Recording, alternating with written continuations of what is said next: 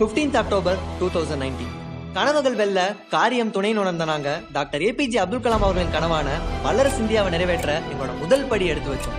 அதாவது vision India 2030 RH for Coimbatore.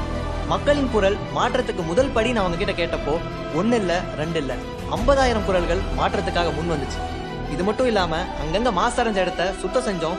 முடிஞ்ச அளவுக்கு பாக்குற மக்களிடமும் மாணவர்களிடமும் மாற்றத்தின் அவசியத்தை புரிய வச்சோம். இந்த பாதையில பயணம் செஞ்சுட்டு இருந்த எங்களுக்கும் சரி இந்த உலகத்துக்கும் சரி ஒரு தடையா வேர்ல்ட் பேண்டமிக்கான COVID-19 வந்துச்சு. உலகமே ஸ்தம்பிச்சு போன சிச்சுவேஷன் இப்போ வரைக்கும் கண்டினியூ ஆகிட்டு தான் இருக்கு.